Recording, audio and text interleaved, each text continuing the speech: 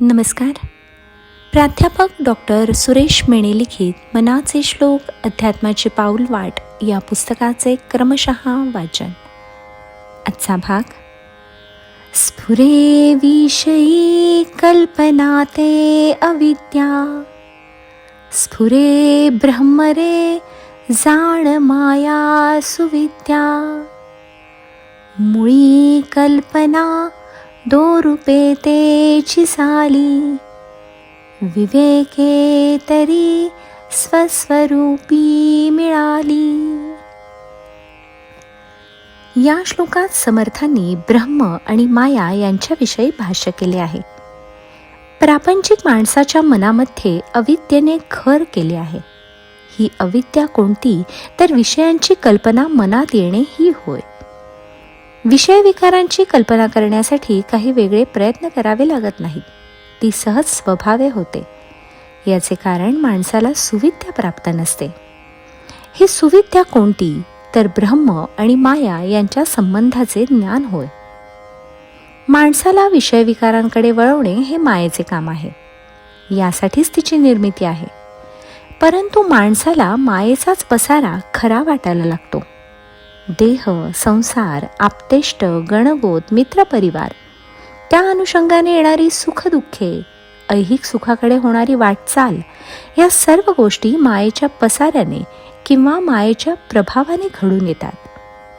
ही मायाच जणू आपल्यावर काही जादू करून भारून टाकते व आपल्याला माया हेच सत्य आहे असे वाटते. ही मायाच आपल्याला विषय वासनेत गुरफटवते. हीच ती अविद्या होय. परंतु काही ज्ञानी माणसे मात्र ब्रह्म आणि माया यातील फरक ओळखतात. अर्थात हा फरक त्यांना सहजासहजी कळतो असे नाही. यासाठी त्यांनी प्रपंचाचा त्याग केलेला असतो, संत संगतीचा लाभ घेतलेला असतो व विवेकाने ब्रह्म व माया या दोघांचा अभ्यास परिपूर्ण केलेला असतो.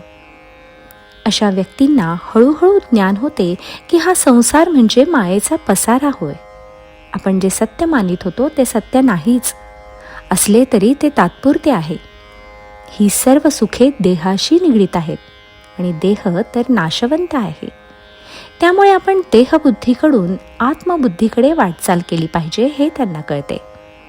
ब्रह्म म्हणजे काय ते त्यांना कळते व मायेचा पसारा नेमका कोणता व त्यातून ब्रह्माला बाहेर कसे काढायचे व त्यालाच कसे जवळ करायचे हे त्यांना विवेकबुद्धीची कास धरल्याने कळते.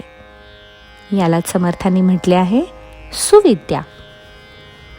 आपण हे लक्षात घेतले पाहिजे की ब्रह्म आणि माया ही दोन रूपे जरी असली तरी त्यांचे मूळ एकच आहे व ते म्हणजे परब्रह्म स्वरूप होय.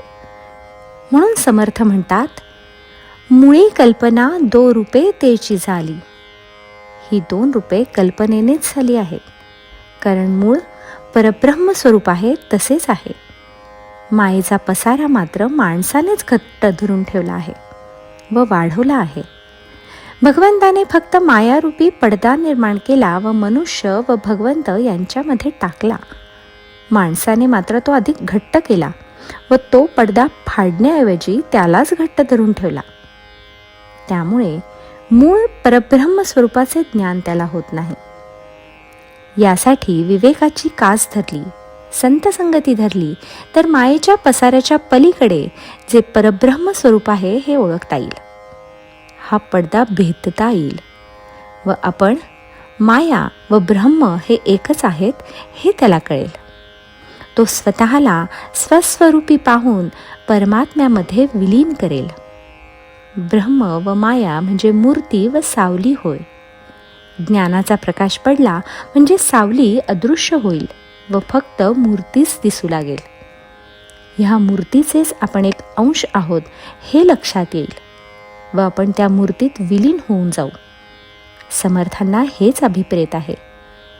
जय जय रघुवीर समर्थ.